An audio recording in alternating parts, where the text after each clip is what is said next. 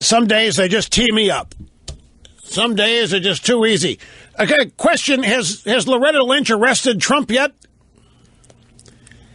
Well, isn't that the kind of stuff she said she's going to start arresting people for? Why hasn't he been arrested? Greetings, my friends. Welcome, Rush Limbaugh, EIB Network. Great to have you here. Telephone number if you want to be on the program today.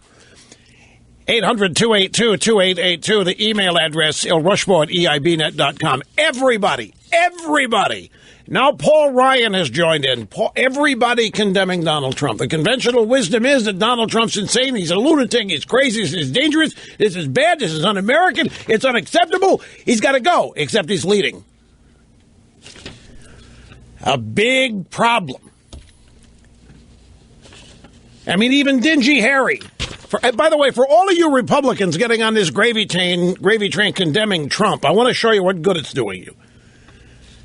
Dingy Harry, Donald Trump standing on the platform of hate, and I'm sorry to say, hate the Republican Party is built for. You Republicans, you can denounce Trump all day, all week, all month, and the Democrat Party and the media are still going to say you laid the table for it. You can condemn Trump all you want, but it is not going to buy you any love or respect or admiration from the drive-by media and the Democrats. Now, folks, the conventional wisdom is that Trump is scum, that Trump is a reprobate, that Trump is dangerous, that Trump is obscene, Trump's insane, Trump's a lunatic, Trump's dangerous, Trump's got to go. Why join that phrase? Why join that crowd? We never fall in with conventional wisdom here. I want to look at this in a little different way, as I want to do. And I want to look at the politics of this. And I want to remind you, late last week, middle part of last week and into late last week, I started what I intended to be a pretty in-depth discussion of how it is that Donald Trump owns the media. And I made the point to you last week that that is the one factor that has upset everything else in this presidential campaign. Despite what you might think about the Republican Party being the opposition party to the Democrats being the opposition to the Republicans, inside the Beltway, the Washington establishment, the establishment is aligned and unified on a number of things. Republicans and Democrats alike, and one of those things on which they're aligned is that the drive-by media is an acceptable, co-equal branch of what they do. And they accept the media as, for lack of a better term, the great equalizer. The media is always the institution that makes or breaks people. If the media wants to make somebody, they can, and it's allowed. If the media wants to take somebody out, it's allowed, and they try and oftentimes get away with it. You do not hear the Republican Party condemning the media much. And the reason for this is that inside the Beltway, within the Washington establishment, the elite, the ruling class, whatever you want to call it, the media is a co-equal member.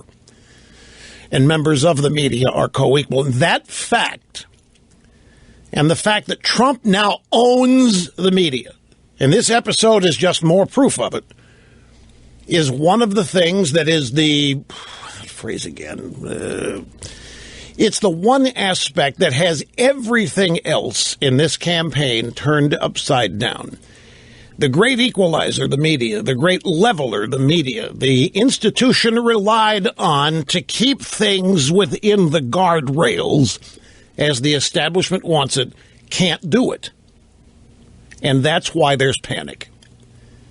And that's why there's outrage, and that's why there is anger. Evidence of what I'm saying is found here in the Washington Post. Donald Trump has gotten more nightly network news coverage than the entire Democrat field combined. Let me repeat that to you. According to the Tyndall report, which tracks the airtime that the various flagship news programs on NBC, CBS, and ABC dedicate to a variety of stories, the 2016 election has received 857 minutes of combined coverage through November 30th.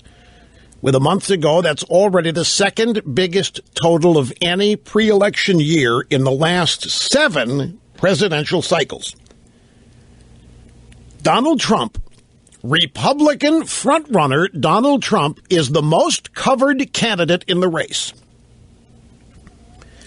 In fact, Donald Trump alone has gotten more airtime. 234 minutes out of the 857 minutes are Trump's. He has gotten more airtime than the entire Democrat field, the chosen field of the media. Trump has gotten more time combined than all the Democrats in the race. Hillary Clinton is the second most covered candidate at 113 minutes. Trump is twice the coverage that Hillary has gotten. Why? Why is Trump still in the race? This is not the first outrageous thing he said, by far. It's not even the most outrageous thing he said, depending on who you ask. Why is Donald Trump still a candidate? Why hasn't anybody been able to force him out? Why hasn't anybody been able to humiliate him? Why hasn't anybody been able to destroy him? Why hasn't anybody, and by anybody I mean the media, because that's who both parties rely on to do this. Why can't the media touch the guy? He's given them all kinds of ammo. Anybody else says what Trump says, and their history, they're shamed, they're humiliated. They are forever forgotten, and they have gotten so low they could never recover from it. Trump is leading the Republican presidential primary. Why can't they touch him? Why do they keep covering him? Why don't they just ignore him? They can't. And therein lies something fascinating. Trump has direct access to his voters, his supporters, the American people. Trump has direct access to people around the world. I've got the Trump stack of outrage today. It's comical. It's predictable. It's sameness. United States, around the world. Even L. Rush Bowen, blamed for it on the BBC. If you can believe that. Yeah, I'm responsible. You know why? Because I have been saying this kind of 25 years or more. Trump is just picking up where I left off, according to the BBC. Meanwhile, I've never said anything like anything Trump says. But despite it all, they can't take him out. They can't stop covering him. They can't humiliate him. They can't embarrass him. They can't diminish his support. They're powerless, and this has them in a panic. The media that can make or break anybody cannot touch Trump, and every time they try, all they do is make him bigger. They can't explain this. They are frustrated to no end, and so are both political parties who rely on the media to be the great equalizer in all of this. Nothing's working. No matter what Trump says, the media is there, and every member of the media is there. Every network, every camera, every microphone is there. Last Friday night, Trump was in Raleigh, North Carolina. Reuters lied. Reuters even tried lying to destroy Trump. They ran a story claiming that Trump's performance and his appearance were shut down by Black Lives Matter protesters. MSNBC ran with it. I happened to see it, little blurb on Apple News, while I was sitting at home minding my own business, bothering nobody. And I said, wait a minute. Why isn't this all over the place? This is what everybody's been dreaming of. Trump humiliated, Trump shut down, Trump forced to leave the stage. Why haven't I heard this anywhere? The reason it didn't happen. Reuters made it up. People who were there have now testified to what happened. They can't even get rid of Trump by making up bad stuff about him. But what really frustrates them is they can't get rid of Trump by simply repeating what he says. Trump has direct access. Trump does not need the media. In order to be heard, in order to have his message flavored and formed for proper receptacle or proper receipt by the audience, He has direct access. He doesn't need them. He can go right over their head. It may be true to say that the drive-by media has covered politics, for better or worse, in a predominant way for years and years and years, and that's the horse race aspect. Who's leading? What do the polls say? Who's losing? Who is surprised by who's winning? Who's surprised by who's losing? But it's the horse race angle. And that's completely backfired on them. Their primary technique, their primary way of reporting these campaigns and thereby shaping the outcome of them is backfiring totally on them. There is a deep panic, I believe, in the drive-by media. Because in their world, in their mind, they control the horse race. They are the ones that are the greatest factor in determining how people vote or what they say in polls. And the fact that they are having absolutely zero impact on Donald Trump is blowing their minds. Donald Trump has a more loyal audience than the media has at this point, which is also what this is showing.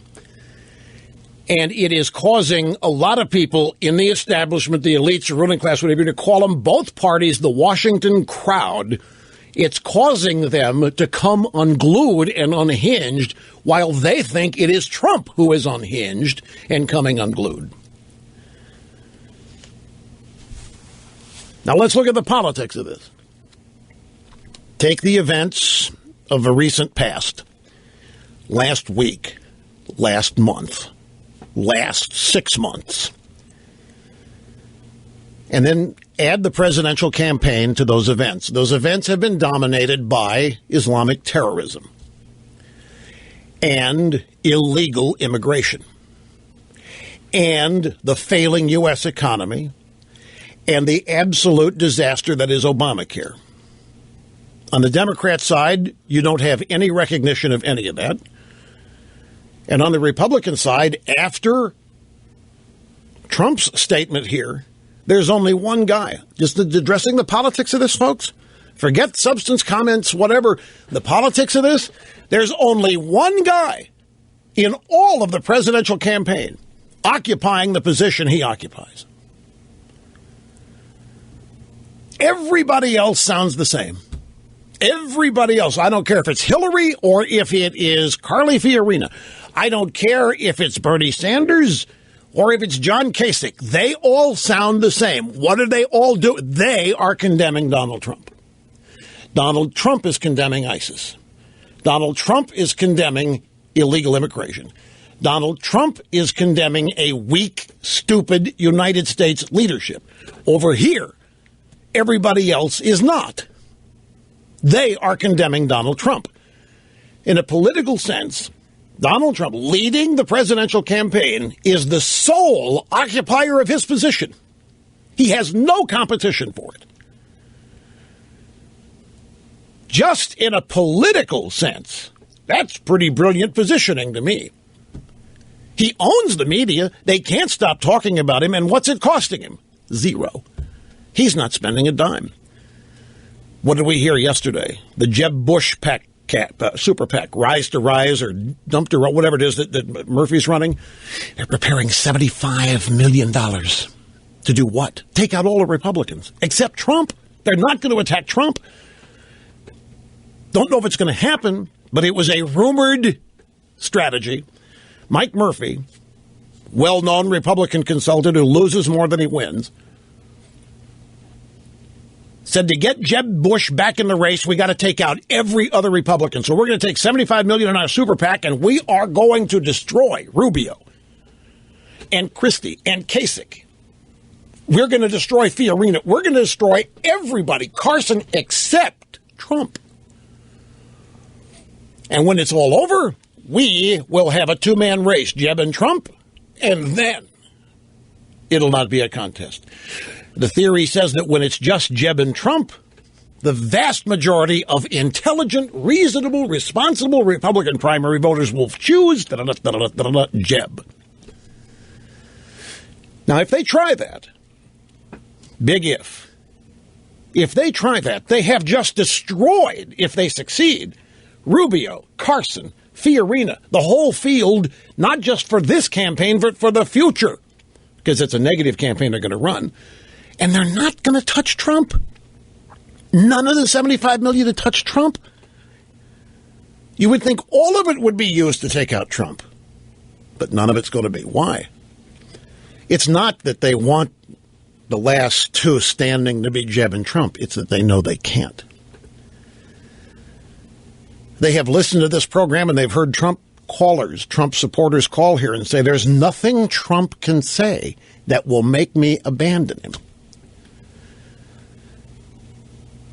Now, about what Trump is saying, about these outrageous, unacceptable comments, for which he should be put in jail, I guess. And again, I ask, why is, what's her name, Loretta Lynch, not pursuing him, arresting him? I mean, she just said this is the kind of stuff the DOJ is going to go after people for.